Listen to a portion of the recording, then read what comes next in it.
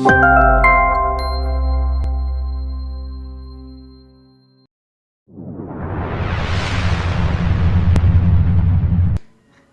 அப்படின்னு அண்ணன் தெரியுமா?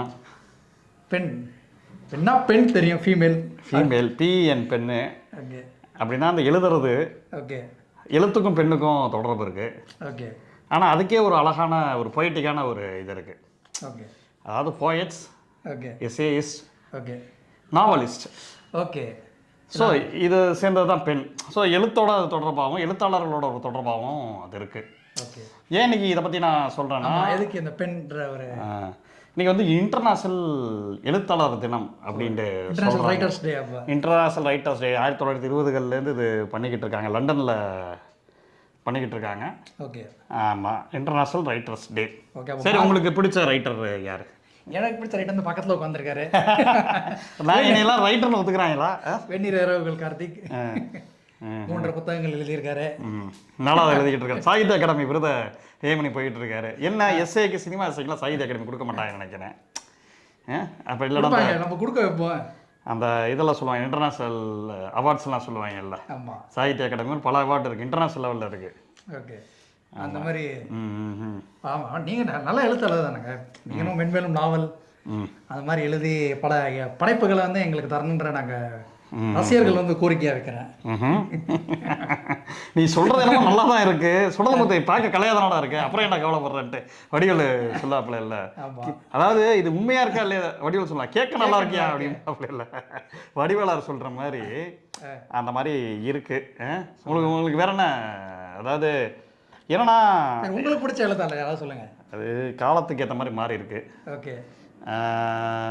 முதல்ல பார்த்தீங்கன்னா நம்ம 96, 97 இந்த மாதிரி பள்ளி காலகட்டத்தில் ஆனுவல் லீவில் ராஜேஷ்குமார் தான் நம்மளோட முதல்ல. ஓகே. இந்த த்ரில்லர் நாவல்லாம், பாக்கெட் நாவல்லாம் இப்போ வாங்குவாங்க, 5 ரூபா அந்த மாதிரிலாம் இருக்கும். கிரைம் நாவல் வீட்டில் எக்கச்சக்கமாக அடுக்கி வச்சுருப்பாங்க. ஸோ அதை உட்காந்து ஆனுவல் லீவில் மடக்கி படிக்கிறது. ஓகே. அது ஒவ்வொரு கதையுமே ரொம்ப இன்ட்ரெஸ்டிங்காக கொடுப்பாப்புல. ராஜேஷ்குமாரோட பேட்டர்ன் எப்படின்னா, முதல் கதை ஒரு மாதிரி, அடுத்த கதை அதாவது ஃபஸ்ட்டு சாப்டருக்கு செகண்ட் சாப்டருக்கும் சம்மந்தம் இருக்காது, தேர்ட் சாப்டருக்கு ஃபஸ்ட் சாப்டருக்கு கனெக்ட் பண்ணுவாப்புல, செகண்டு ஃபோர்த்துக்கும் இப்படி மிக்ஸ் ஆகிட்டாக்க ஏதோ ஒரு இடத்துல வந்து பிளெண்ட் பண்ணுவாப்புல. அது ஒரு நல்லாயிருக்கும். நம்ம த்ரில்லர் படங்கள்லாம் நம்ம சொல்கிறோம்ல, அதுக்கு ஆமாம், ஒவ்வொரு விஷயத்தையும் அவர் எப்படி அத்தனை நாவல் இன்னும் எழுதிக்கிட்டு இருக்காரு. ஆயிரக்கணக்கான நாவல் எழுதியிருப்பாருன்னு நினைக்கிறேன். எனக்கு பாக்கெட் நாவல் நிறைய அந்த பஸ்ஸில் ட்ராவல் பண்ணுறவங்களும் அதை வாங்கிட்டு போவாங்க. அந்த சமயத்தில் ராஜேஷ்குமார், சுபா இந்த மாதிரிலாம் படிக்கிறது. அப்புறம் ராணிமுத்து புக்கு வந்து லேடிஸ், இந்த லக்ஷ்மி மாதிரியான ஆட்கள்லாம் எழுதிட்டு இருப்பாங்க. அந்த புத்தகங்கள்லாம் அப்போ நிறையா வரும். அப்போ நம்ம பெருசாக தீவிர இலக்கியம்லாம் கிடையாது, சும்மா வந்து விகடனு, குமுதம். அப்புறம் அந்த எங்கள் அப்பா வந்து ஸ்டேட் பேங்க்கில் இருந்தப்போ அங்கே ஒரு லைப்ரரி ஒன்று வச்சுருப்பாங்க, எங்கள் பாக்கியா, கல்கண்டு அதெல்லாம் போடுவாங்க. ஓகே. அதில் பாக்கியராஜோட கேள்வி பதிலெல்லாம் பார்ப்போம். பாக்கியாவில் முத்தாரம், ஓகே, கல்கண்டு அந்த மாதிரி பத்திரிகைகள், சும்மா குட்டியான பத்திரிகைகள் எல்லாம் படிச்சுட்டு இருப்போம். ஓகே. அப்புறம் அந்த விகடன் எல்லாம் அறிமுகமாகும். விகடனில் ஏதாவது தொடர் வரும், அதெல்லாம் அறிமுகமாகும். ஓகே. அப்புறம் வந்து பிஎஸ்சிலாம் படிக்கிறப்ப தீவிரமான வைரமுத்து ஃபேனு. ஓகே. வைரமுத்து மாதிரி ஏதாவது கவிதைகளை எழுதுறது. இந்த சினிமா பாட்டு இருக்குல்ல, ஆமாம், அந்த சினிமா பாட்டை எடுத்து சிறு நதிகள் அதுக்கேற்ற மாதிரி அந்த வெர்ஷன் நம்ம வெர்ஷன் எழுதுறது. ஓகே. அதாவது ரிதம்ல 5 இது சொல்லுவாங்கல்ல, ஓகே, அந்த மாதிரி அதை வந்து நம்ம ஒன்று எழுதுறது. நீங்கள் இன்டர்பிரேட் பண்ணி அப்படியே மாடிஃபை பண்ணி. ஏன்னா காலேஜிலலாம் இந்த மாதிரி லவ் கவிதைகள்லாம் எழுதி தான் விடியா போனோம்னு சொல்லலாம். ஏன்னா இந்த இதெல்லாம் இருக்குல்ல, இந்த காதலனும் தேர்வு எழுதி இந்த சாங், அது வந்து வயல வாலி, அதுக்கு வந்து காதல் பரிச்சையில் காதலும் நீயே, இது கேலியும் நீயே பதிலும் நீயே, இப்படி சொல்கிறது. இந்த மாதிரி வைரமுத்து பார்த்தா பயங்கர இன்ஸ்பிரேஷனு. ஓகே. அது வந்து காதல் கவிதைகள், அப்புறம் இந்த காலேஜில் இருக்கக்கூடிய கல்ச்சுரல் ப்ரோக்ராம்ஸுக்கெல்லாம் எழுத வச்சிச்சு. ஓகே. உங்களுக்கு இந்த சாஃப்ட்வேர்லாம் வச்சுலாம் நான் கவிதை எழுதியிருக்கேன். ஆப்ஜெக்ட் ஓரியன்டட் ப்ரோக்ராமிங், லவ்வையும் அதையும் கனெக்ட் பண்ணி database, primary key, foreign கீலாம் வச்சு அதெல்லாம் வந்து நியூட்டன் மூன்றாம் விதின்னு ஒரு கவிதைலாம் எழுதிருப்பேன். அதாவது நான் பார்த்தேன் அவன் என்னை பார்த்தாங்கிறது ஒரு கவிதை, இன்னும் நான் பார்த்தேன் அவன் முறைச்சு பார்த்தேன், ஆப்போசிட் ரியாக்ஷன், இன்னும் செருப்பால் அடிச்சு, அந்த மாதிரி 3 வெர்ஷன்லாம் எழுதியிருக்காது. பசங்க மதியில் பயங்கரமான. ஸோ ஃபிசிக்ஸ் எதை பார்த்தாலும் எழுதுறதும் அப்படிங்கிற ஒரு கவிதை கோணத்தில் பார்க்கணும். மெட்டாஃபர்லாம் நமக்கு தெரியாது. அந்த அப்போ நம்ம பெரும் குறியீடுங்கிறது மெட்டாஃபர் லெவலில் அந்த அளவில் யோசிக்க மாட்டோம். ஆனால் ஓமை மாதிரி யோசிக்கிறது இருக்குல்ல, வைரமுத்து என்னையா எழுதியிருக்காரு. அப்போ வந்து சங்கமம்ல ஒரு பாட்டு இருக்குல்ல, முதல் முறை கண்ணில் பார்த்தேன், முதல் முறை கண்ணில் வேர்த்தேன் ஒரு லைன் வரும். அழுகை கண்ணில் வேர்த்தேன். உடனே ஃப்ரெண்ட் ஒருத்தன், மச்சான் எப்படி எழுதல பாடுறா, கண்ணில் வேர்த்தேன் ஒரு வார்த்தை எப்படி சார் வர்றா அப்படியுமா. ஸோ வைரமுத்து பயங்கர இன்ஸ்பிரேஷனு. வாலியும் அது அது அதுதான் நம்ம சினிமா பார்த்து தானே வளர்றது கெட்டு போகிறது எல்லாமே அப்படி தான் இருந்துச்சு. அப்புறம் எம்சிஏ படிக்கிறப்ப அப்படியே அப்போ வந்து கொஞ்சம் கொஞ்சம் புது கவிதைகள் மாதிரிலாம் எழுத ஆரம்பிக்கிறதா இருக்குல்ல. தபுசங்கரை பார்த்துட்டு தபுசங்கர் ரொமான்ஸ் விகிரம்னு ஒன்று வந்துச்சு. அப்போ தான் தபுசங்கர் பயங்கர ஃபேமஸ். அவரோட புத்தகங்களாக வாங்குறது. நானும் பாஸ்கரன் ஒரு ஃப்ரெண்ட் இருப்பான். யூஜியில் கார்த்தின்னு ஒருத்தர் இருப்பான். அவனும் கார்த்தி தான், கார்த்தி எனக்கு அடுத்திருப்பான். பிஜியில் பார்த்தீங்கன்னா பாஸ்கரன் ஒருத்தர் இருப்பான். தபுசங்கர் புக்கு எல்லாத்தையும் வாங்குறது. இனிப்பெடுத்துக் கொள்ளுங்கள், காதல் பிறந்திருக்கிறது, அடுத்த பெண்கள் கல்லூரி, 5 கிலோமீட்டர். ஸோ அந்த கவிதைகள் புத்தகத்தை வெட்கத்தை கேட்டால் என்ன சருவாய், தேவதை புக்கை மட்டுமே ஊர்பட்ட பேருக்கு வாங்கி கொடுத்துருங்க. அப்போ வந்து ஃப்ரெண்ட்ஸோட அக்காக்கெல்லாம் கல்யாணம்லாம் நடந்துச்சுன்னா அவங்களுக்கு போய் கிஃப்ட் எடுத்துகிட்டு போகிறப்ப நம்ம ஸ்டைலாக போய் புக் எடுத்து கொடுக்குறது. அதான் நமக்கு தெரிஞ்சது வைரமுத்து தபுசங்கர் தான். ஆனால் அதுக்கே நம்ம கொடுக்குற அலப்புறம் இருக்குது பார்த்தீங்களா, அலப்புறங்கிற மாதிரி அந்த மாதிரி போயிட்டு இருந்துச்சு. அப்புறம் அந்த பிஜி காலகட்டத்தில் கொஞ்சம் அப்படியே தீவிரமான Rajini fan plus Vijayakanth fan. ஆனால் ரஜினி பாபா மாதிரி நான் வந்து ஒரு ஆன்மீக தேடலில் இருந்தேன். சீரியஸாகவே இருந்தேன். டே உனக்கு தெரியுமாடா, அப்புறம் என்னடா கலாய்க்கிற மாதிரி கேட்குறேன். அதாவது அது அது அது ஆன்மீக தேடலில் இருக்கிறதுனா ஓசோபோ படிக்கிறது, இங்கிலீஷ் புக் ஏதோ இருக்கும். அதை வந்து அது நமக்கு அந்த இங்கிலீஷே புரியாது, இருந்தாலும் கஷ்டப்பட்டு புரிஞ்சு அது புரிகிற மாதிரி அப்படியே மைண்டில் ஏற்றிக்கிறது.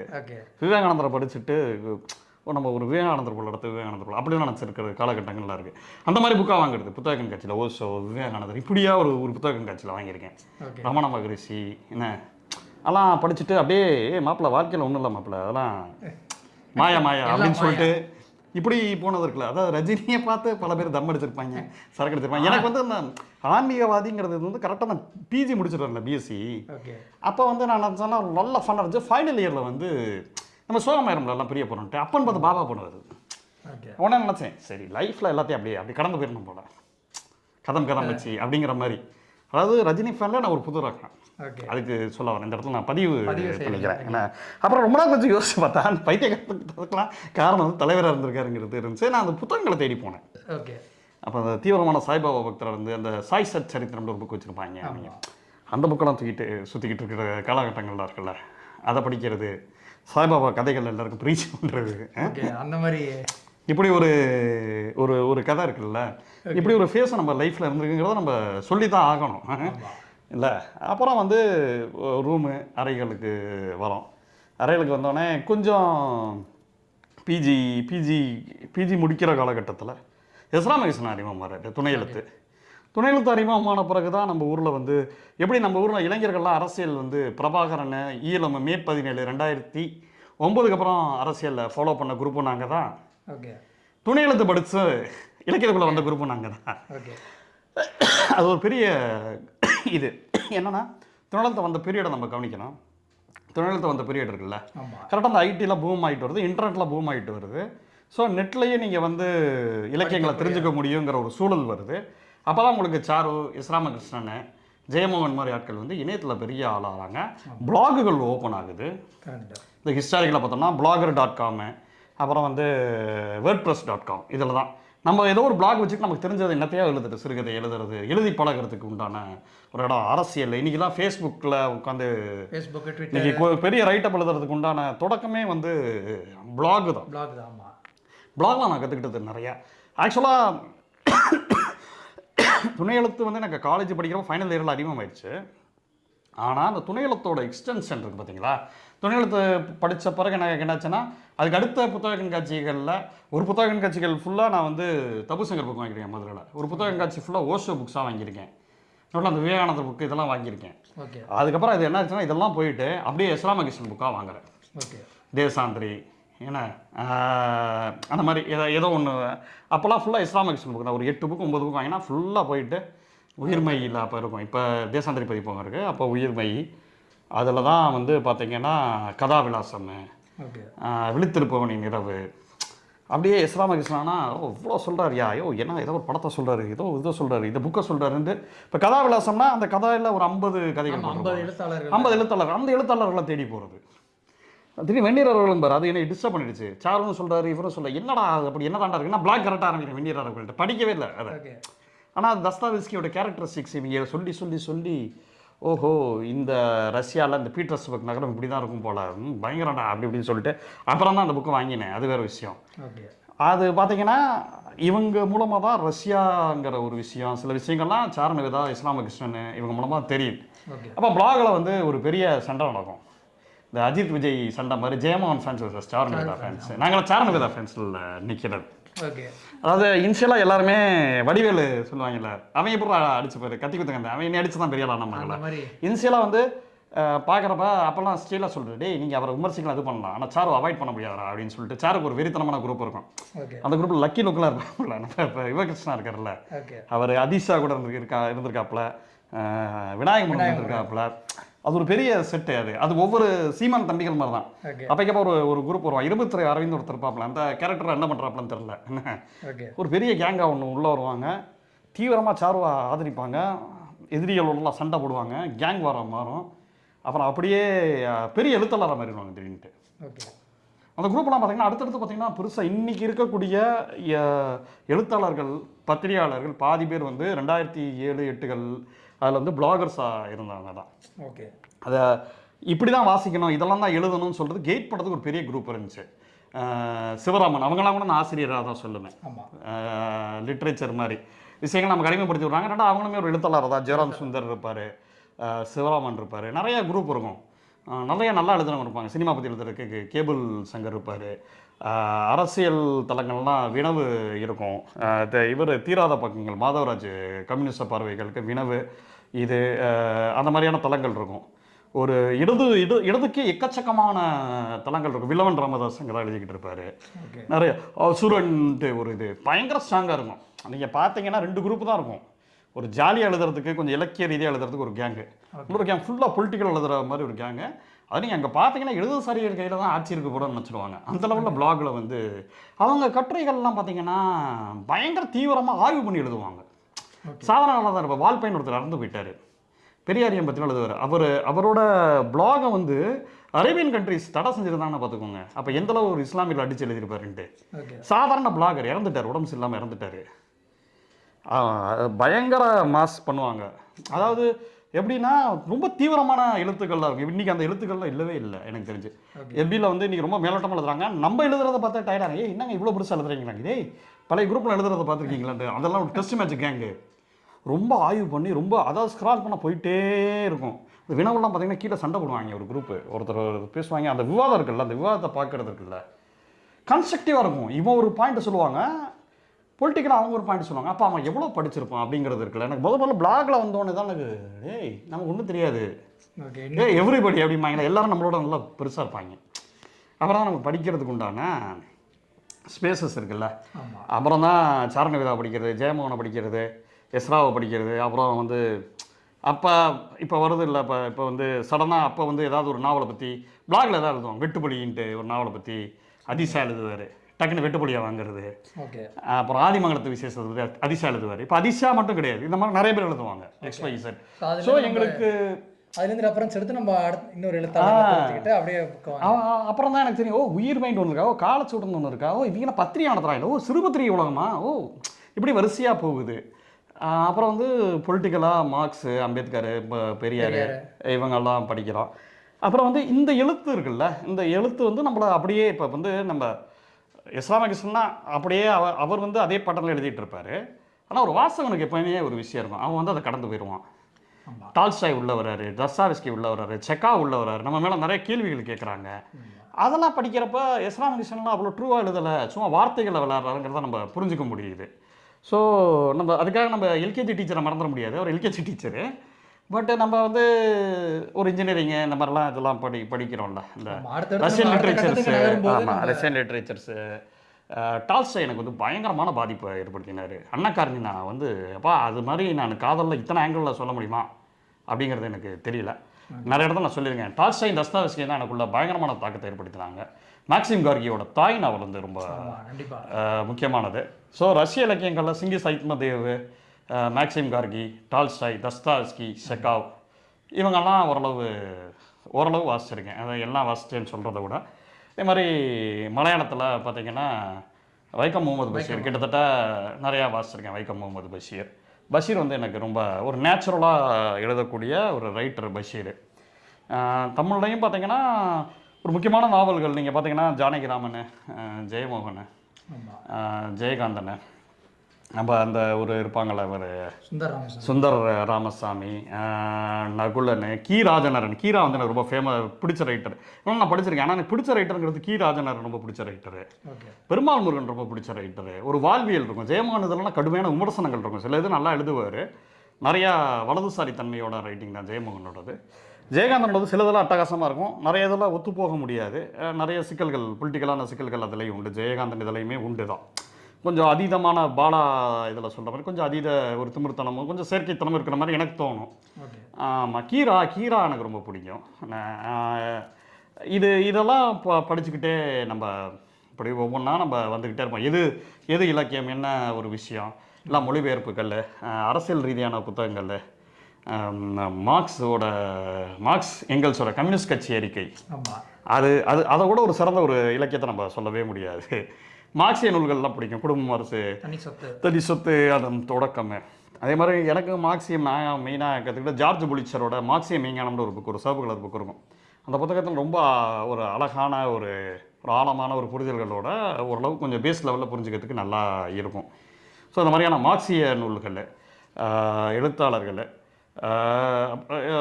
லிட்ரேச்சர்னு பார்த்தா ரஷ்யா லிட்ரேச்சரு, ஃப்ரெஞ்சு, இதெல்லாம் கூட சில புத்தகங்கள்லாம் மொழிபெயர்ப்பு ரொம்ப அட்டகாசமாக இருக்கும். தொலைக்காட்சியை பற்றி எனக்கு எழுதியிருப்பாங்க. இன்றைக்கி இன்டர்நெட்டோட அப்படியே நம்ம பொருத்தி பார்க்கலாம். ஆமாம், அதே மாதிரி ஃபாரன்ஹீட் ஒரு புத்தகங்களை வந்து எரிக்கக்கூடிய ஒரு காலகட்டத்தில் ஃபாரன்ஹீட்டுன்னு ஒரு புத்தகம். ஸோ இதெல்லாம் அதே நேரத்தில் சோழர் தொட்டி மாதிரியான பழங்குடியின மக்களோட அரசியலை பேசக்கூடிய புத்தகங்கள், கானகன், காடோடி, இந்த மாதிரியான புத்தகங்கள். ஸோ நம்ம இது எல்லா பக்கமும் நம்ம படித்து இது பண்ணியிருப்போம். ஒரு எழுத்தாளர் இருக்காங்கல்ல, எழுத்தாளர்கிட்ட நீங்கள் என்னவா நீங்கள் எழுத்தாளரை நீங்கள் உணர்றீங்க? எழுத்தாளர் என்ன உணர்ந்தீங்கன்னா, அவங்க ஒரு வாழ்வியல் பார்த்துருப்பாங்க. நம்ம நிறைய வாழ்வியல் நம்மளால் போய் வாழ முடியாது. ஸோ அவங்க எழுதும்போது அந்த வாழ்வியல் அந்த நமக்குள்ளே ஒரு கடத்தப்படும். நம்ம அந்த வாழ்வியல் நம்ம தெரிஞ்சுக்கலாம். அது நான் ஒரு ஆஸ்பெக்டாக பார்க்குறேன். முக்கியமாக எழுத்தாளர் வந்து ஒவ்வொருத்தருக்கும் ஒரு ஸ்டைல் இருக்கும். சில பேர் வந்து ரொம்ப டெப்த்தாக சொல்லுவாங்க, எளிமையாகவும் சொல்லுவாங்க. சில பேர் ரொம்ப கண்டென்ட்டாக ரொம்ப அது உள்ளுக்குள்ளே போகவே இதாக இருக்கும். மேபி நம்ம அந்த லெவலுக்கு வளர்ந்துருக்க மாட்டோம். ஸோ நம்ம நீங்கள் சொன்ன மாதிரி ஸ்டார்டிங்லேருந்து நம்ம கொஞ்சம் கொஞ்சமாக படித்து நிறைய எழுத்தாளர்லாம் படித்து அந்த ஒரு லெவலுக்கு வந்ததுக்கப்புறம் அடுத்த லெவல் நமக்கே தெரியும்ல, ஓகே இந்த ஹார்டாக இருக்கும்போது இந்த கொஞ்சம் பேஸான ஒரு இலக்கியங்கள் படித்தாதான் அதுக்கு அடுத்த லெவலுக்கு போக முடியுன்ற. ஸோ அதனால் எழுத்தாளர்களோட இது அப்படி தான் பார்க்குறேன். ஒவ்வொருத்தருக்குமே ஒவ்வொரு ஸ்டைல் இருக்கும். அது அடர்த்தியுமே மாறும்னு நினைக்கிறேன். ஒவ்வொருத்தருக்குமே அடர்த்தியுமே மாறும். ஆனால் ரொம்ப ஹார்டான எழுத்தாளர் நம்ம நினைக்கிறோம்ல. எனக்கு முதல்ல எனக்கு நல்லா ஞாபகம் இருக்குது. எனக்கு சோழர் தொட்டி படிக்கவே டஃப்பாக இருந்துச்சு. ஏன்னா நம்ம இமேஜினேஷன் இருக்குல்ல, நாவல் படிக்கிறப்ப யார் பேசுகிறாங்க, யார் கவுண்டர் கொடுக்குறது, என்னடா சும்மா அவங்க இப்படி இருக்கும், ஜஸ்ட் அந்த டபுள் கோட்ஸ் போட்டு, அதுவே நமக்கு குழப்பமாக இருக்கும். ரஷ்யா நாவல்னா 3 பேர் வச்சு குழப்பிடுவாங்க. அப்படிங்கிற அந்த அப்போ தான் எனக்கு ஒன்று புரிஞ்சிச்சு. ஒரு நாவலுங்கிறது ஒரு எழுத்தாளரோட பழகிற மாதிரி, ஒரு எழுத்தாளரை வந்து நீங்கள் புரிஞ்சுக்கிற மாதிரி. எழுத்தாளர் ஒரு ஆழத்துக்கு போகிறாருல, அவர் கூட்டிகிட்டு போகிற வரைக்கும் நீங்கள் தம் கட்டி நீங்கள் நீந்தி உள்ளே போகிறதுக்கு ரெடியாக இருக்கணும். அப்போ தான் அந்த நாவல் பிடிப்படும். சில சமயம் வந்து அந்த நாவல் உங்களுக்கு புரியலை, நமக்கு வந்து அந்த லாங்குவேஜ் புரியலைங்கிறதுக்காக நாவல் டஃப்பான நாவல் கிடையாது. கடைசியாக நான் அந்த கோபி நயனாரோட ஒரு புத்தகம், நத்தைகளை கொன்ற பீரங்கிகள், ரொம்ப சின்ன புத்தகம் ஓப்பன் பண்ணிட்டேன், லாங்குவேஜ் உள்ளே போகலை. ஏன்னா அவர் ஒரு வாழ்வியலை கொண்டு வர்றாரு, அந்த வாழ்வியல் நமக்கு தெரியவே இல்லை. அப்போ நான் என்ன பண்ணுவேன்னா, அந்த வாழ்வியலுக்குள்ளே எப்படி ஒரு ஊர் வந்து தெரியாத ஊரில் நீங்கள் எந்த பக்கம் திரும்பணும் தெரியாதா, ஃபாரின்லாம் போகிறீங்க, சடனாக நம்ம ஊரில் இருக்கிற மாதிரி ஒரு ஃப்ளோ இருக்காதுல்ல, அது ஃப்ளோ இல்லை. ஏன்னா அந்த லாங்குவேஜ் நமக்கு பிடிபடலை.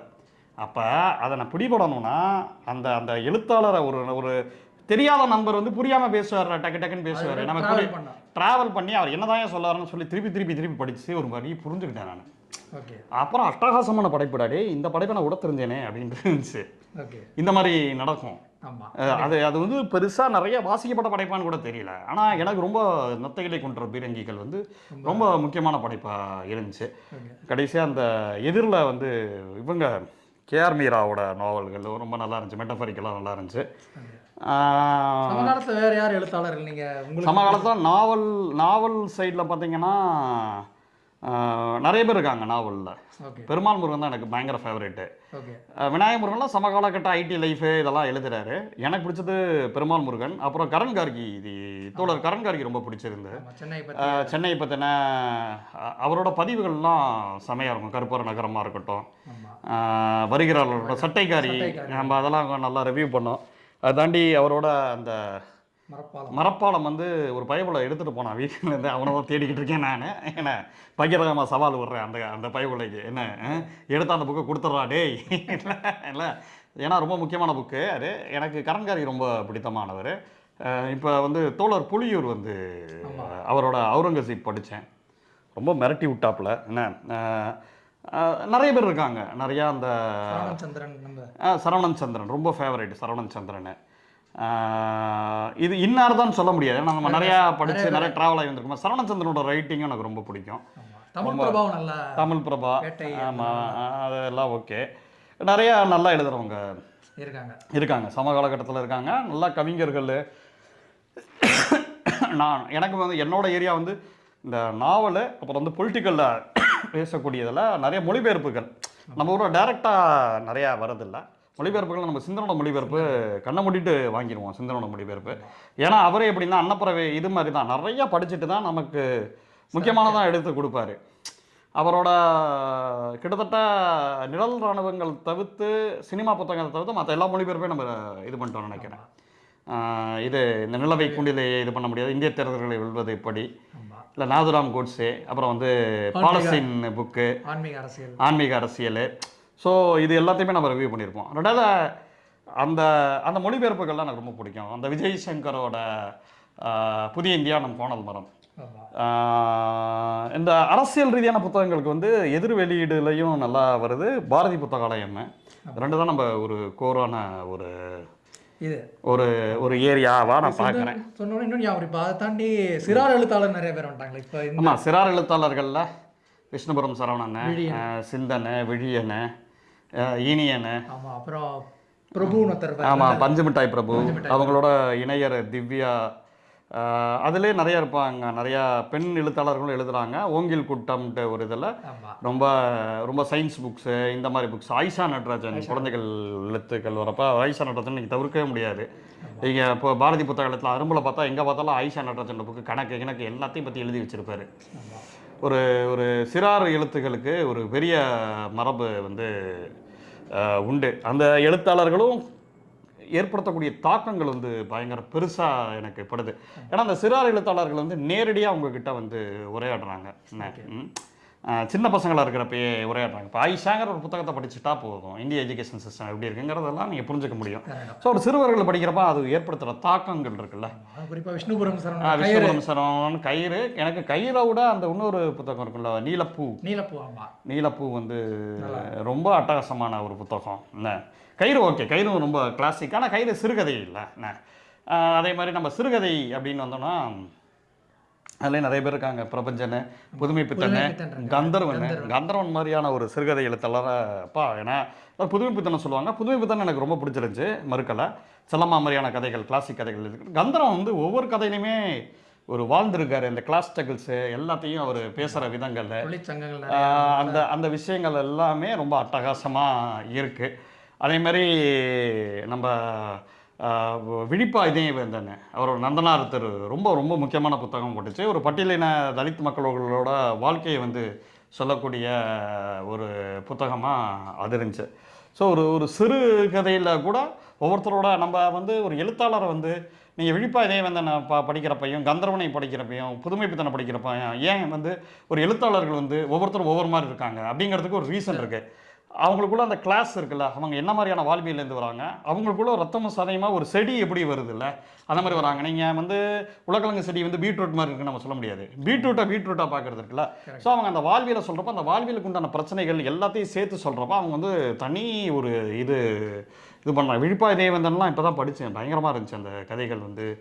ரொம்ப ரொம்ப தமிழில் ஒரு முக்கியமான ஒரு சிறுகதை எழுத்தாளராக எனக்கு பட்டார். பாஸ்கர் சக்தி அதே நேரத்தில், அதே மாதிரி காசி சிவகுமார், இவங்க எல்லாருமே நல்ல சிறுகதைகளில் ரொம்ப எனக்கு பிடித்தமானவங்க நான் படித்ததில். ஞாபகம் வச்சு தான் சொல்கிறேன், நான் ப்ரிப்பேர்லாம் பண்ணல, இந்த எபிசோடே திடீர்னு போட்டோம், அதனால டக்குன்ட்டு யார்கிட்டேருந்து நமக்கு லேர்ன் பண்ணோம் அப்படிங்கிறது வரல. ஆகச்சிறந்த புக்கை கூட நாங்கள் மிஸ் பண்ணியிருக்க வாய்ப்பு இருக்குது. ஏன்னா நம்மளோட மெமரியோட இது இருக்குல்ல, அதோட ஒட்டுமொத்தமாக பார்த்தா ஒரு வாழ்வியலில் நமக்குள்ள கடத்துறது எழுத்தாளரோட பங்கு முக்கியமாக இருக்கு. நீங்கள் சொல்லுங்கள் கண்டிப்பாக வாழ்வியலை வந்து கட்டமைச்சது வந்து நீங்கள் சொல்கிறீங்க சின்ன வயசுலேருந்து. ஆமாம், இது இந்த காலம் வரைக்கும் எனக்கு ஒன்று புரிஞ்சு.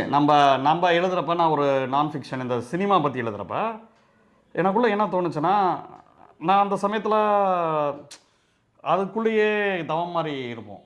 என்ன அந்த சடனாக பார்த்தீங்கன்னா எழுதிக்கிட்டே இருக்கிறப்பயே நமக்கு உண்டான பெஸ்ட் இருக்குது பார்த்தீங்களா. நீங்கள் நிறைய பேர் எழுத என்ன ஆகும்னா, சடனாக ரித்தம் கிடைக்கும்ல. நம்ம கிரிக்கெட்டு ஷெட்டில்லாம் ஆடுறப்ப பார்த்துருப்போம்ல, சடனாக நம்ம ஸ்மாஷ் அடிப்போம், இது பண்ணுவோம், நமக்கு இருக்கக்கூடிய பெஸ்ட் எடுத்துகிட்டு வந்துடும். அந்த ஜோனில் இருக்கும் பெஸ்ட் ஜோன், அந்த ஃபார்ம் ஆன சொல்லுவாங்க, பால் ஃபுட்பால் மாதிரி தெரியுதுலாம் சொல்லுவாங்க, அந்த கிரிக்கெட்டில் சொல்லுவாங்கல்ல, அது பெஸ்ட் எடுத்துகிட்டு வரும். நமக்கே தெரியாது இதெல்லாம் நம்ம எழுதினோமாடா அப்படின்னு. நம்ம திருப்பி பார்த்தோன்னா மலைப்பாக இருக்கும், திருப்பி பார்க்குறோம், வேற ஒரு ஆளாக மாறி இருப்போம். அப்போ எனக்கு என்ன தோணுன்னா, ஒவ்வொரு எழுத்தாளரும் அப்படி மாறி தான் அவங்களுக்கு தெரிஞ்சதில் முத்து எடுத்துகிட்டு வராங்க. அதாவது எனக்கு தெரிஞ்ச உலகம் இருக்குல்ல, அதுக்காக அதுதான் உச்சம் நான் சொல்லலை. அதில் நான் ஒரு ஹை இருக்குல்ல, என்னால் இவ்வளோ ஜம்ப் பண்ண முடியும், அந்த ஹைலேருந்து நான் ஒரு விஷயத்தை, அந்த லோலேருந்து ஒரு ஆழத்துலேருந்து ஒரு விஷயத்தை எடுத்துகிட்டு வரேன். அதே மாதிரி ஒவ்வொரு எழுத்தாளரும் அப்படி தான் பண்ணுவாங்க. அவங்க வேற ஒரு ஆளாக இது பண்ணுவாங்க. எனக்கு நம்ம எழுதினதை திருப்பி ப்ரூவ் பார்க்க சொன்னால் எனக்கு பயங்கர கடியாக இருக்கும். ஏன் கடியாக இருக்கும்னா, ஐயோ இதெல்லாம் பார்த்துட்டு திருப்பி படிச்சுக்கிட்டேன் அப்படிங்கிற மாதிரி எனக்கு தோணும். அப்போ ஒவ்வொரு எழுத்தாளரும் நேற்று சிந்தந்தோழரோட மீட்டிங் அப்போ தான், அது வந்து ஒரு மொழிபெயர்ப்பு, அது ஃபுல்லாக வந்து இந்த நிலவை குண்டிலே அடத்தி வைக்க முடியாதுங்கிற ஒரு புத்தகம். அது ஃபுல்லாகவே பார்த்தீங்கன்னா வந்து கைதிகள், அறிவாளிகளான கைதிகள், ஆனந்த் தெல்தும்டே இந்த மாதிரியான ஆட்கள், சாய்பாபா, ஸ்டெயின்சாமி, லோனா வில்சனு, அது ஒரு பெரிய பட்டியல் இருக்குது. ஓகேவா, அந்த அவங்களோட லைஃபோட போராட்ட ஃபாசிசத்தோட வரலாறு, அது ரத்த கரைகள் அது புத்தகம் சொல்லுது. அப்போ அதை வந்து அதுக்காக 3 வருஷம் வேலை செஞ்ச சுசித்ரா விஜயன் அவங்க என்ன பண்ணியிருப்பாங்க, அதை மொழிபெயர்த்த இவர் என்ன பண்ணியிருப்பார், திருப்பி அந்த வரலாறுக்குள்ளே போயிட்டு வரப்ப அவன் இன்னொரு ஆளாக மாறி வரான், ஒரு எழுத்தாளர். ஆமாம், சொல்கிறது புரியுது, ஒரு ப்ராசஸ் அது வந்து பயங்கரமான. நான் அதனால சிந்தன் தோழர்கிட்ட சொன்னேன், தோழர் நான்லாம் சினிமா இது எழுதுகிறப்பே ஏன்னா ஒரு மாதிரி ஒரு அமைதியான ஒரு லெவலுக்கு போயிட்டு வருவேன், நீங்கள் எப்படி தோழர் இதெல்லாம் மெயின்டைன் பண்ணீங்க அப்படின்லாம் கேட்டுக்கிட்டு இருந்தேன் நான். ட்ராமா மாதிரி நினைக்கிறேன். ஆமாம், பயங்கர ட்ராமா மாதிரி வரும். ஒரு புத்தகம் எழுதியிருப்பார் எஸ் ராமகிருஷ்ணன் நினைக்கிறேன், அது ஃபுல்லாக வந்து ஆங்கில எழுத்தாளர், ஃப்ரெஞ்சு எழுத்தாளர், உலகத்தில் எழுத்தாளராகி பைத்தியமானவங்க, தற்கொலை பண்ணிக்கிட்டவங்க, இன்டலெக்சுவலாக அவன் இன்னொரு லெவலுக்கு போயிடுவான், இன்னொரு ஜோனுக்கு போயிடுவான் அவன். ஏன்னா அவன் வந்து கவுண்டர் பண்ணி சொல்லலாம், அவன் வந்து காதலாக கேட்கல மூக்கால உறிஞ்சிடாமான்ல, அந்த மாதிரி அவனுக்கு ஒரு சென்ஸ் கிடைக்க ஆரம்பிச்சிடும். அந்த சென்ஸ் கிடைக்க அவனுக்கு வந்து லைஃபோட போலித்தனங்களோ எல்லாமே அவனுக்கு நேரடியாக புரியும். எழுதுறப்ப அட்டகாசமான படைப்பாக வரும், ஒரு நாவல் மெயினாக இது பண்ணுறப்ப. ஆனால் அதில் பெரிய சிக்கல்னா, அவன் மைண்டு ட்ராமா கூட ஒரு எழுத்தாளர் வந்து மாட்டிக்குவான். அது நடந்தே தீரும். அது அவனுக்கு சாபக்கேடு. அவன் வந்து எவ்வளோ தூரம் பைத்தியக்காரனாக இருக்கணும், அதில் தான் ஆகச்சிறந்த படைப்பு வந்து கிடைக்கும். அதனால தான் இந்த பெரிய இயக்குனர்கள்லாம் சொல்லி அவன் நல்லா எடுப்பான், சரி லூசியா அப்படின்லாம் சொல்லுவாங்கல்ல. பொதுவாக அவன் வந்து சைக்கோ டேரக்டர், அவன் இயல்பில் அப்படி இருப்பான். ஆனால் அதில் இன்னொன்று இருக்குது, அது மக்களோட சேர்ந்து வேலை செய்கிறப்ப அந்த ட்ராமா மறைஞ்சிரும். இன்னும் இன்டென்சிட்டிவான பார்வை இருக்குல்ல, இந்த மக்களுக்காக நம்ம எழுதணும்டா, நம்ம தலையில் நம்ம கொம்பு முளைச்சிடல, எழுதி அவனுக்கு ஒரு சென்ஸ் கிடச்சிருக்கும். இந்த அறிவாளி எழுத்தாளர்களுக்கும் மார்க்சியத்துலேருந்து லெனின் சொல்லுவார், ப்ரொலிட்டேரியன் லிட்டரேட்டும்பார். அதாவது உழைக்கும் வர்க்கத்துலேருந்து ஒரு அறிவாளியாக மாறுறப்ப அவன் மக்களுக்கு சேவைக்காக எழுதுறது இருக்குல்ல, மக்களோட சேவைன்னு சொல்லக்கூடாது, ராங் வேர்ட், தேவைக்காக எழுதுறது இருக்குல்ல, அந்த சமயத்தில் ஃபாசிசம் இருக்குன்னா ஃபாசிசத்தை பற்றி எழுதுறது. நான் மைண்டு எனக்கு தோன்ற விஷயத்தை நான் எழுதுறத விட சமூகத்தில் இப்படி ஒரு ரெக்குயர்மெண்ட் இருக்குப்பா. இந்த சிந்தன் சொன்ன ஒரு விஷயம் எனக்கு ரொம்ப பிடிச்சிருந்துச்சு. சிந்தன் தோழர் இதை பற்றி சொல்லியிருந்தார், அவர் எப்படி எழுத ஆரம்பிச்சாருன்ட்டு. ஏதோ மொழிபெயர்க்க கேட்டிருக்காரு, யாரும் மொழிபெயர்க்க இல்லை, நான் மொழிபெயர்க்க ஆரம்பிச்சிட்டேன். அதனால அவருக்கு இங்கே ஃபாரின்லாம் படித்ததுனால எனக்கு இங்கிலீஷ் நல்லா வரலாம் இல்லை, எனக்கு ரொம்ப சுமாராக தான் தெரியுங்கிறாரு. ரொம்ப ஒரு ஸ்கூலு காலேஜ் எல்லாத்தையும் ஆவரேஜ் ஸ்டூடெண்ட்டாக தான் இருக்காரு. ஆனால் இந்த மக்களுக்கு தேவைக்கு நான் எழுதணும் படிக்கணும் அப்படிங்கிறப்ப அவர் மொழிபெயர்ப்பெல்லாம் பார்த்தா ஐயோ ரியல் புத்தகம் மாதிரியே அந்த உணர்வை கொண்டு வந்துருவாரு. ஆங்கிலத்தில் சொல்லுவாங்க necessity the mother of invention, தேவைதான் அது முடியும். அப்போ அந்த புரிதல் இருக்கிறனால இடதுசாரி தோழர்கள் அப்படி ஆக மாட்டாங்க, அவங்க மக்களோட மக்களாக சேர்ந்து இது பண்ணிக்குவாங்க. ஆனால் அந்த எழுத்தாளர்களை வந்து தன் அறிவுஜீவியா மாதிரி சமூகத்தோட துண்டிச்சிட்டாங்கன்னு வச்சுக்கோங்களேன், அவங்களுக்கு எல்லாருமே இந்த சிக்கல்கள் வர வாய்ப்பு இருக்குது. அவங்க பெரிய கலைஞர்களாக இருக்கலாம், சில விஷயங்கள் நல்லா உணரலாம் எக்ஸ்ட்ராடனரியாக, அதெல்லாம் செகண்டரி. அதை தாண்டி அந்த சமூகத்தோட பிரிஞ்சு இருக்கிறது இருக்குது பார்த்தீங்களா. ஏன்னா சமூகத்துக்காக எழுதுறப்ப நீங்கள் சமூகத்தில் உள்வாங்கி தானே எழுதுறீங்க. அப்போ நீங்கள் சமூகத்தோட சேர்ந்து வேலை செய்கிறப்ப அந்த எழுத்து வேற, கரெக்ட், அதோட லெவல்லே வேற, லெவல் வேற. ஆனால் இங்கே சமூகத்தோட துண்டுச்சிட்டு இருக்கிறப்ப அந்த எழுத்தோட இது வேற. ஸோ எழுத்தாளர்களில் இந்த மாதிரி பல லேயரில் இருக்காங்கிறத நான் புரிஞ்சுக்கிட்டேன். கரெக்டு தாங்க. ஆமாம் ஆமாம், அதுதான். நீங்கள் என்ன இது பண்ணுறீங்க? நான் அதான் முன்னாடி சொன்னதாங்க, பல வாழ்வியல் நம்ம தெரிஞ்சுக்கலாம் அவங்க மூலயமா. பட் நம்மளும் நம்மளை கன்ஸ்ட்ரக்ட் பண்ண இடத்துக்கு நல்லா இருக்கும். இப்போ ஒவ்வொன்றும் ஒவ்வொரு உலகத்துக்குள்ள ஒரு நாவல். இப்போ நீங்கள் எரியும் பணிக்காடுன்னு எடுத்தீங்கன்னா ராமரோல் ரொம்ப அட்டகாசமாக மொழிபெயர்த்திருப்பாரு. அது ஒரு ஜோனில் இருக்கும். பொருளாதார அடியால் 30 வாக்குன்னு நமக்கு தெரியும். ஆமாம், அது எப்படி அந்த இதெல்லாம் கார்பரேட்லாம் எப்படி இயங்குது. ஆமாம், நம்ம ஒரு கண்டடைவோம் ஒரு விஷயத்த, ஓகே சூப்பர் அப்படின்ற அந்த அந்த அந்த எக்ஸைட்மெண்ட்டு. இப்போ பெரியார் பெண்ணியன் அடிமையானாலோ இல்லை விசாவுக்கு காத்திருக்கிறேன், எனக்கு அந்த டைட்டில் ரொம்ப கவிதையாக இருந்துச்சு. கவிதைங்கிறதோட அதுவே பொருள்பட இருந்துச்சு, ரொம்ப விமர்சிக்கக்கூடிய. நான் நினச்சேன் சரி அம்பேத்கர் இங்கே ஃபாரின் போகிறதுக்காக விசாக காத்திருக்காரு போலான்ட்டு. அப்புறம் பார்த்தா நம்ம ஊரில் பாதி ஊரில் நடக்கிறதுக்கே இந்த ஜாதி ரீதியாக இது பண்ணுறத விசான்னு சொல்கிறாரு. இப்போ இந்த ஜாதிக்காரன் அந்த ஊருக்குள்ளே போக முடியாதுல்ல, அதுவே ஒரு அது. அப்போ அவர் என்ன அழகாக ஒரு நயமாக ஒரு டைட்டில் எடுத்து வைக்கிறாரு. அந்த ஒத்த வரி போதும் அந்த புத்தகத்துக்கு உண்டான கண்டென்ட்டை சொல்லிடுறாங்க. அப்போ அவர் எவ்வளோ தூரம் அனுபவப்பட்டு வந்திருக்கணும். அந்த அனுபவத்தெல்லாம் ஒரு எழுத்தாளர், ஒரு அம்பேத்கர் மாதிரியான ஆள், ஒரு பெரியார் மாதிரியான ஒருத்தர், மார்க்ஸ் மாதிரியான ஒருத்தர், இதுக்காக நம்மளை வந்து மேப்பிஸ்ன்னு சொல்லிடக்கூடாது, அப்படி ஒரு கேங்கு மேப்பிஸ். இது எல்லாமே வேறு வேறு கோட்பாடு, வேறு வேறு கொள்கைகள் அப்படி கூட வச்சுக்கோ. ஆனால் அவங்க ஒரு சமூகத்துக்கு ஒட்டுமொத்தமாக அவன் வந்து இத்தனை வருஷம் சேர்ந்ததை ஒரு தொகுப்பாக எடுத்து கொடுக்குறான். நீங்கள் முதல்ல இருந்து எடுத்துகிட்டு வரணும் தேவையில்ல, நீங்கள் இந்த இடத்துல இருந்து எடுத்துகிட்டு போக வேண்டிய தேவை. அறிவுங்கிறது ஒரு வரலாற்று தொடர்ச்சி. இப்போ நீங்கள் ஏதோ ஒன்று கண்டுபிடிக்கிறீங்க, இன்றைக்கி நீங்கள் கண்டுபிடிக்கல, இன்றைக்கி உட்காந்து ஒரு கேமரா ட்ரைபேடு இதெல்லாம் வச்சுட்டு இந்த தொப்பியை மாட்டிட்டு பேசிக்கிட்டு இருக்கோம். ஏன்னா நமக்குள்ள ஒரு அறிவு வந்து வருது. இந்த அறிவு வந்து எப்படின்னா ஒரு வரலாற்று தொடர்ச்சியாக தான் அது கடத்தப்படுது, அந்த இதை தான் இது பண்ணுறோம். ஸோ இந்த இடத்துல பழைய ஆசிரியர்களையும் பழைய கண்டுபிடிப்பாளர்கள் எல்லாத்துக்குமே நம்ம வந்து வாழ்த்துக்கள் சொல்லவும் நன்றி கடன் சொல்லவும் கடமைப்பட்டிருக்கோம். ஸோ இது வந்து ஒரு ரிலே மாதிரி, இது வந்து ஒரு அறிவு ரீதியான ஒரு தொடர்ச்சி. அந்த தொடர்ச்சியில் நம்ம இப்போ எங்கேயோ ஒரு இடத்துல இருப்போம் ஹிஸ்டாரிக்கலாக. நம்ம வந்து என்ன ரோல் பண்ணுறோங்கிறது ரொம்ப முக்கியமானது. நம்மளால் என்ன முடிஞ்சுச்சோ அதை பண்ணுறது தான் ரொம்ப ஹிஸ்டாரிக்கலாக கரெக்ட், ரொம்ப ஹீரோயிசம்ங்கிறது கிடையாது. ஆனால் அது முடியக்கூடிய விஷயம் இருக்குல்ல, ஏப்பா இதெல்லாம் இருக்குப்பா, இதெல்லாம் இருக்குப்பா, அதெல்லாம் படிப்பா, அதெல்லாம் படிப்பான்னு சொன்னால் கூட அது ரோல் தான் நான் பார்க்குறேன். அந்த ரோலை தான் ஒயிட் நைட் சேனல் ரொம்ப நாளாக பண்ணிக்கிட்டு இருக்குன்னு நினைக்கிறேன். ஏன்னா தாழ்மையுடன் நீங்கள் தெரிவித்துக் கொள்கிறோம். ஆமாம் ஆமாம், ஆணவத்துடனும் தாழ்மையுடனும் தெரிவித்துக் கொள்கிறோம். வேற ஏதாவது வேற ஒன்று அது மாதிரி வீடியோ பார்க்குறவங்க அவங்களுக்கு பிடிச்ச எழுத்தாளர்கள் அவங்க ஆமாம் கீழே வந்து கமெண்ட் பண்ணுங்க, உங்களுக்கு என்ன மாதிரியான எழுத்தாளர்கள் பிடிக்கும் நீங்கள் சஜஸ்ட் பண்ணலாம். நிறைய எழுத்தாளர் நாங்கள் மிஸ் பண்ணியிருப்போம். உங்களுக்கு நிறையா நம்ம ஒரு 500 வீடியோக்கு மேலே பண்ணியிருப்போம்ல, நாங்கள் மறந்து கூட அந்த ஃப்ளோவில் நாங்கள் திடீர்னு ஒரு 7 காலுக்கு பிளான் பண்ணி இப்போ கேமரா வச்சது, அதனால பெரிய பிளான் எல்லாம் இல்லை. சொன்னால் எல்லாருக்கும் நீங்கள் சொல்லுங்கள், நீங்கள் கீழே வந்து கமெண்ட்டில் வந்து என்ன மாதிரியான நாவல் உங்களுக்கு பிடித்த எழுத்தாளர்கள்லாம் யார் யார் அதை ஷேர் அப்படிங்கிறத நீங்கள் வந்து கீழே கமெண்ட்டில் வந்து தயவு செஞ்சு கமெண்ட் பண்ணுங்கள். உங்களுக்கு பிடிச்ச ஆட்களை வந்து நீங்கள் சொல்லுங்கள். ஆமாம் சரியா, பிடிச்ச ஆட்கள்லாம் பிடிச்ச எழுத்தாளர் உங்களுக்கு பிடிச்சவங்களாம் சொல்லிட்டு இல்லை சரி. ஸோ அதே நேரத்தில் மன்னிக்கணும், இன்னும் நம்ம இப்போ மார்ச் 8 வருது, பெண் எழுத்தாளர்களும் நம்ம நிறையா நம்ம கற்றுக்கிட்டு இருந்திருக்கோம். ஆமாம் கரெக்டாக. இப்போ நம்ம இந்த அலெக்சாண்ட்ரா குழந்தாய், குரூப்ஸ்காயா, இவங்கெல்லாம் வந்து ஆகச்சிறந்த ஒர்க்குகள்லாம் பண்ணியிருக்காங்க. தமிழ்லையும் கூட நிறைய பதிப்பகங்கள், ஹேர் ஸ்டோரிஸ் மாதிரியான பதிப்பகங்கள், கீதா இளங்கோவன், தீபலக்ஷ்மி, ஆமினா முகமது, இப்படி ஒரு பெரிய பாலைவன லேந்தர், இப்படி ஒரு பெரிய ஒரு எழுத்து வந்து தமிழ்லையும் இருக்குது. ஜெயராணி, நிறைய பேர், ஒரு கவிதையில் வந்து சுகீர்தாரணி, சல்மா, நிறைய, அது வந்து ஒரு பெரிய ஏரியா. ஸோ அதையும் நான் இந்த பதிவு பண்ணிக்கிறேன். ஏன்னா அவங்கள பற்றி நம்ம எதுவுமே பேசலை, டக்குன்னு இப்போ தான் டக்குன்னு ஸ்ட்ரைக் ஆச்சு. ஐயோ என்னடா இது ஃபுல்லாகவே லோகேஷ் கனகராஜ் படம் மாதிரி டெஃபினெட்லி மேலுங்கிற மாதிரி வருது, நமக்குள்ள எவ்வளோ பெரிய ஆணாதிக்கவாதி இருக்கான்னு லைட்டாக சுய விமர்சனம் பண்ணிக்கிட்டு அதையும் சொல்கிறோம். நீங்களும் உங்களுக்கு பிடித்த எழுத்தாளர்களையும் இவங்களையும் நீங்களும் கமெண்ட் பண்ணுங்கள். நன்றி. நன்றி.